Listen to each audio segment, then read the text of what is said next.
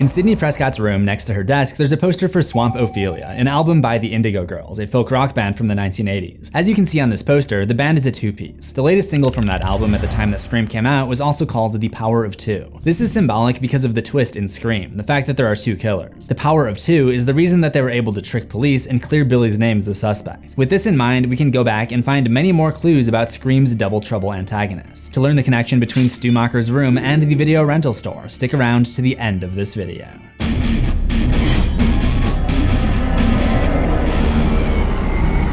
Everybody knows that Scream is a satire, a horror movie that makes a commentary about horror movies. But I think a lot of people overlook what a satire actually is. So let's take it back to the basic definition. Satire is the use of humor, irony, exaggeration, or ridicule to expose and criticize something. By that definition, satire has always been around, long before Scream and long before movies. Even the slasher genre had already come out with films like Student Bodies or Evil Dead 2. So let's just drop the charade that Scream is some kind of first of its kind movie. But one of the things that makes Scream loved by many is its ability to satirize without turning to comedy, which led to it being a legitimate force in the genre that it was aiming to expose. In fact, Scream was so successful and so many tried to imitate it that its acute self-awareness became the norm for a while. Audiences had seen this happen in television a few years earlier with The Simpsons, the family sitcom which attacked the positive family values of other sitcoms in the era at the time. Wow, it must be expensive to produce all these cartoons. Well, we cut corners. Sometimes to save money, our animators will reuse the same backgrounds over and over and over again. As a result, everybody wanted to make a show with that cutting-edge social commentary like The Simpsons. But The Simpsons was a comedy that made fun of the TV families of the 80s, then surpassed them and became the TV family of the 90s. Scream was able to follow this blueprint, but for horror movies. You can make the argument that Scream is funny, but it's a different kind of funny. It's pretty clear that the intention is not to have you, as they put it in the 90s, ROFL. But that isn't to say that screenwriter Kevin Williamson and director Wes Craven don't understand the formula of setup and punchline. They actually transform that concept and use it for some scares in the movie instead of laughs. For example, there are a number of scenes that end with a big push into a spot in the background where Ghostface can be seen lurking. We see this outside of Sid's house and at the grocery store, so we start to associate that particular camera movement with the appearance of our antagonist. When Tatum is getting beers from the garage, we see the camera brush past her and focus on the door frame. It starts to elevate our heart rates, but then nothing happens. That's such a clever way to build suspense. Then we see the door close, but it's just the cat, so we're no longer on edge, making it all the more effective when Ghostface does appear in front of the closed door. There are other techniques like this used to throw off the audience, and of course some clever Easter eggs from Wes Craven. So let's get into the things you missed.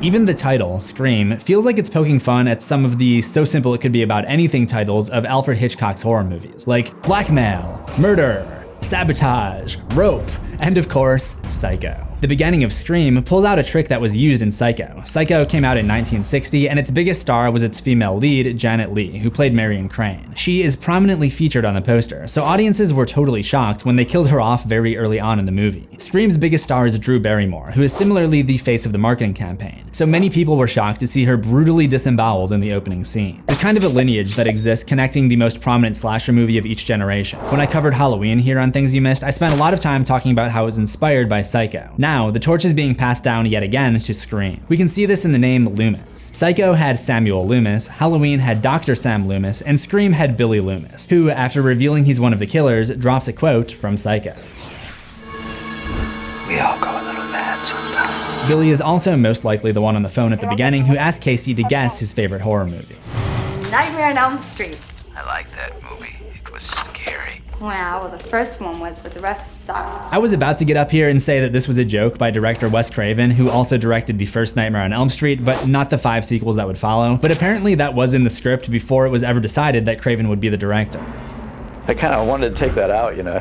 I did not write that line. That answers my other question about that line. Wes returned to the franchise to direct Wes Craven's New Nightmare. In case you didn't know who the director of Wes Craven's New Nightmare was, it was Wes Craven, which was the most recent Freddy Krueger movie at the time that Scream was made. It just seems strange that he would diss himself like that. Apparently the line later on where Tatum mixes him up with Halloween director John Carpenter, "Don't go there, Sam. You're starting to sound like some Wes Carpenter flick or something," was also in the script before Craven's involvement, but it kind of works better now, seeing as how Scream uses Halloween as a template for the horror movie tropes that it satirizes. After a few more aggressive anonymous calls, Casey immediately picks up the phone and yells, Listen, asshole! What if that had been someone else calling just then? That would have been very rude, Casey. After breaking into the house, we see Ghostface looking around for her. My question is, why doesn't he just try calling the phone again and going towards the sound of the ringtone? It seems logical that she would keep the phone on her to try to get help, so she might have forgotten to silence it. After Ghostface catches up with her, there are a couple of Easter eggs that play out on the Beckers' side lawn.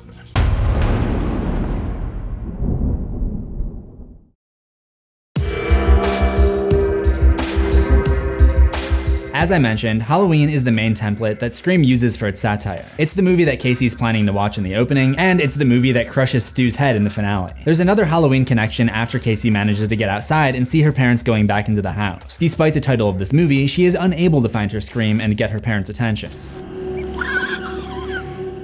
In Halloween 2, we see the same phenomenon take place as Laurie Strode tries to yell for help outside of the Haddonfield Hospital. Then there's yet another Halloween reference just moments later. Get in the car. Drive down to the Mackenzies.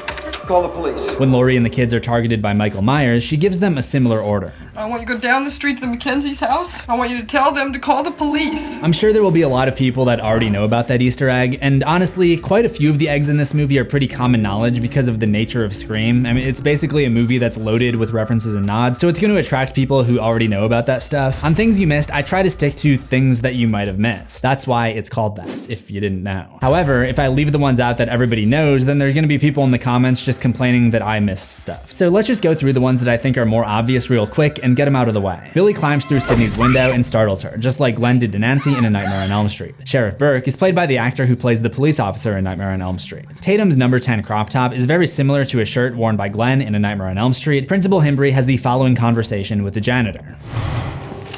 Demo shits. What'd you call me? Huh? Not your friend. That's director Wes Craven cameoing as Fred, which is short for Freddy, because he's dressed up like Freddy Krueger from A Nightmare on Elm Street. Frederick! Freddy! When Ghostface pins down Sydney, he cocks his head just like Michael Myers, and the movie makes a point to show that scene during Stu's party. Sydney refers to the town of Woodsboro under curfew as the town that dreaded sundown, and Randy, who yells at the TV to warn Jamie Lee Curtis about the threat behind her, also has a threat behind him. Jamie, look behind you.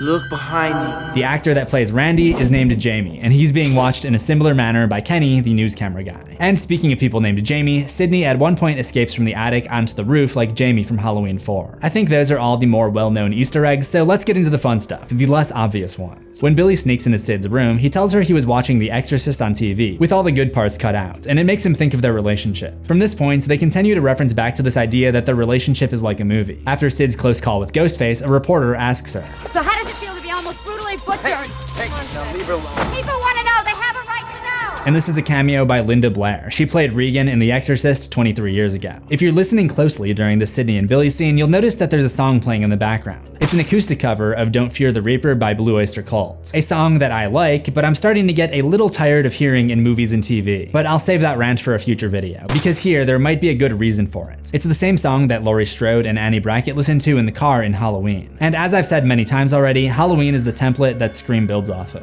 There could also be a second meaning here. The Ghostface costume is essentially a depiction of a Grim Reaper. The name of the costume itself in universe is Father Death. The next day, the school is buzzing with rumors and news crews trying to capitalize on the story. We first see one of our main characters, Gail Weathers, in the background of an establishing shot. Even though we don't end up going towards her here, the neon green outfit in a sea of dull wardrobe colors draws the eye and lets us know that she's important. It's like in a video game where it'll only let you target characters that you can actually talk to. That's good filmmaking. It's also kind of a preview of how the movie ends, but Gail has a bloody lip and a red dress. During school that day, each student is called into the office for interrogation. There's a chart on the wall that details which teachers are in which classrooms each period. Most of the teachers' names are crew reference Easter eggs. Almost all of these people refer to people in the art department who would have been responsible for putting these decorations on set. They include carpenter Art Williams, local lead person Kenny Montante, additional set decorator Deborah Eckerd, lead man Richard Lambert, set dresser Josh Elliott, art department coordinator Charlene Barr, art director David Lubin, driver Ben Davis, and set decorator Michelle Pulick, probably a very unfortunate name to have grown up with. We actually see Michelle put her name into the movie a couple of times. In the hallway, there's a poster advertising Michelle Palak for president, a deliberate misspelling of her name. In the bathroom, there's some graffiti that says Michelle plus Bob forever, using the same unconventional spelling as the set decorator. Because of her situation with her mom being killed a year prior, the media attention is very familiar for Sid. You know, the police and reporters and everything, it's like deja vu all over again. That's a redundant statement. That would be like saying I went on a side tangent, or if I commented on Scream's acute self-awareness. One of the things that Scream does to try to stay interesting is play with our expectations. Pay attention to the music sting that happens when Sidney opens the closet door.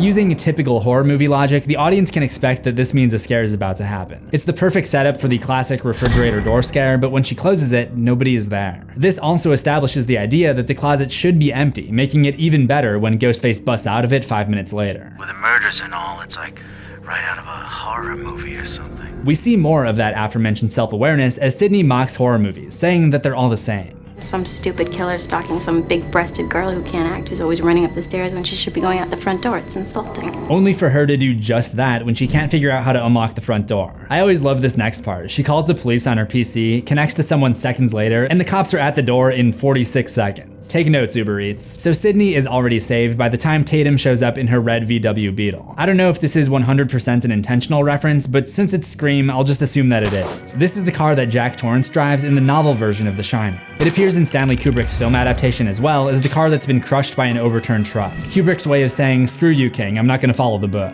Of course, there is a more obvious Stephen King reference later on. Corn syrup. Same stuff they use for pig's blood in Carrie. Tatum also goes with to the police station where they get some info from Sidney. Her brother Dewey tries to get her to respect him while he's in uniform in front of his superior officer. He's my superior. Janitor's your superior. Which is true on the film set, since Wes Craven, the director, plays the janitor. Technically, he's David Arquette's boss. Billy's name is cleared when Stu calls Sidney again using the Ghostface voice while Billy is still in custody. Sheriff Burke is no L. I don't even know if he's on the same level as Randy, to be honest. He's got killer printed all over his forehead. Which is exactly where Sidney shoots him at the end of the movie. Randy is portrayed as the biggest horror buff in the story. He works at the video store and knows all of the rules about horror movies. We see these rules referenced time and time again by the killer on the phone, and that leads us to see Randy as a prime suspect. I'm the first to admit it. If this were a scary movie, I'd be the prime suspect. However, there may be someone who is an equally big horror buff, and that is Stu Macher. In fact, there are a couple of clues that link him to the video store just as much as Randy. The store has 2 posters on display. The one on the left is a poster for the 1993 film Mother's Boys, starring Jamie Lee Curtis. Stu is a huge fan of Jamie Lee. All the videos he rents for his party have her in them. Terror Train, Prom Night. How come Jamie Lee Curtis is in all of these movies? She's the scream queen. With a set of lungs like that, she should be. On the right is a poster for the band Green Jelly. This same poster can be seen when Sidney runs into Stu's room to escape Ghostface. So I think it just serves as a link to show us that Stu probably spends more time than we'd expect at the video store. At this point in the movie, there are a few innuendos as well. Tatum tells Sidney that her intimacy issues will thaw out with time as she removes a case of popsicles from the freezer. This basically tells us that Sidney's getting ready to lose her virginity. Then there's this meme-worthy moment. Our eyes are drawn to a certain part of a frame, which of course is Tatum's lungs. Then our eyes are drawn to another part of the frame. This spiral pattern just kind of draws you in. It's like a hypnosis. Even though we don't see her having sex, we know Tatum falls victim to rule number 1 because her death occurs when she gets stuck in the pet door in the garage, and she's unable to get out because her tits and cheeks are too big. Also, the song playing when she enters the garage is Drop Dead Gorgeous by Republica. Scream was doing Death Omen songs 4 years before Final Destination came out. That night, Sidney does end up giving up the V-card to Billy, and Ghostface breaks in and appears to kill him. But obviously we know it was just corn syrup. The way Stu cleans off the knife is very interesting to me. The motion almost kind of resembles taking off a condom. And for Sidney, it comes immediately as a post-sex act. And Stu later admits that he did have a thing for Sidney, which she responds to by pushing the TV onto him and saying, "In your dreams." It's kind of a karma moment, because Stu was the one to laugh in Randy's face when he asked if he might have a chance with Sidney. After everything we've been through, it's only fitting that the action ends with one last meta horror trope. This is the moment when the supposedly dead killer comes back to life for one last scare. Not in my movie. What do you mean, not in my movie? It literally just happened. Before we can end this video, there is one more thing I want to talk about.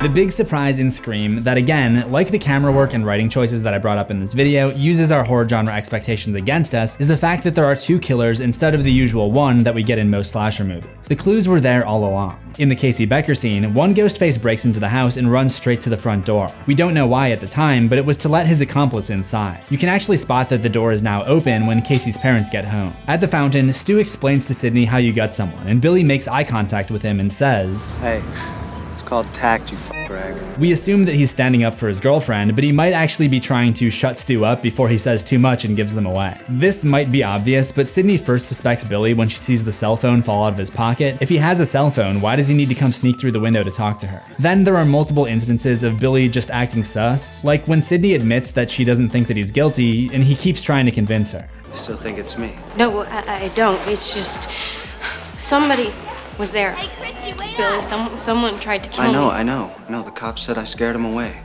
It wasn't me, Sid. I know. He called me again last night at Tatum's You house. see? Couldn't have been me. I was in jail. And this is obviously him trying too hard to drive home the point that the second Ghostface call exonerates him. Stu does a similar thing at the fountain. I didn't kill anybody. Nobody said you did. Then, at the school, there are a couple of pranksters who run around in Ghostface masks, and they find themselves sitting in the principal's office. One is wearing a blue flannel with a white t-shirt underneath, which is what Billy wears to the party, and the other is wearing a muted long-sleeve shirt. Not the same color, but very similar in style to what Stu has on at the party. Now, I want you to look very closely right here. Had to get that one last scare in. I'll be analyzing all 4 Screams and maybe the 5th one once they release it, if they ever get around to that. Look for my Scream playlist on the left, and remember to subscribe to CZsWorld for new horrors every week, ring the death bell for all notifications, and I'll see you in the next one. Assuming we both survive.